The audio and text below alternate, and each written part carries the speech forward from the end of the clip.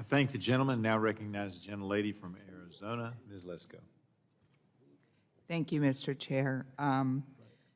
First, I want to say where I'm from in Arizona. I'm the Phoenix area, and so it's urban and suburban areas, and so a lot of different issues.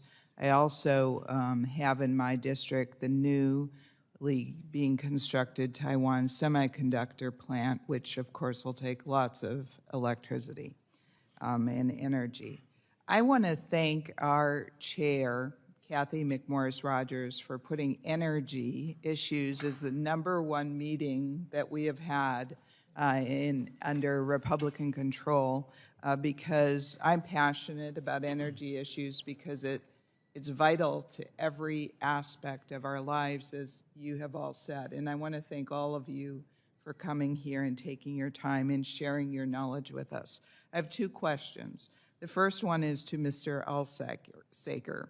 Last Congress, I was on the floor when the Democrats were passing their price gouging bill and vilifying, well, quite frankly, I think a lot of them were confused. They were vilifying oil and gas companies, but the bill would actually go after gas station owners, and you own different truck stops, and I was wondering what the impact would be if that bill had passed through the Senate and was signed into law. Well, fortunately or unfortunately, I've had a chance to live price controls before under previous administrations a long while ago, and they tend to drift up in terms of price, and they tend to shrink in terms of margin. So it's kind of an oxymoron. You get hit both ways. So that's what would have happened had that happened. For sure in our industry. Hopefully, as we've talked today so many times and so many different people, that one of the keys that I think we need to answer this bigger question of energy, which is the lifeblood of everything we do, is domestic balance. And I think that refers back to your question as well, that we need to balance those sources that we have, right? Under Trump, we had great years of balance and surplus, and energy prices went down, and economy was strong, and people were in good shape.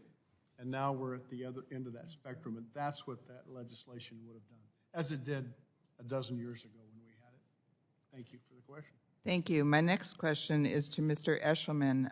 Mr. Eshelman, the American Petroleum Institute had come out in 2022 supporting carbon tax. And I was wondering what a carbon tax would do to independent oil and gas companies. Congresswoman, we have not taken a position on the carbon tax. I think most of our members would oppose any tax on the industry, just as we oppose a methane tax, this new natural gas tax that went through with the Inflation Reduction Act, and as well as methane regulations. So I would just say in general, we don't want any new taxes on this industry. That stifles investment, that sends a clear signal that we don't support the American oil and natural gas industry and its workers, as well as the consumers of oil and natural gas. So while we have not taken a position on the carbon tax, it's most likely that we would oppose any tax. Well, thank you all for sharing your insight. I'm glad, again, Republicans are taking up this energy issue, and one of our first bills this week will be on energy issues. That's how important Republicans think about it, because we know that it influences every aspect of our lives, whether it's when we go to the gas pump, whether it's if you're a farmer and your electricity and your other energy and fertilizer prices are going up, or whether you are an independent oil and gas producer, every single aspect. I have a lot of senior citizens in my district. They live on fixed incomes. They can't afford all of this. And thank you for being here.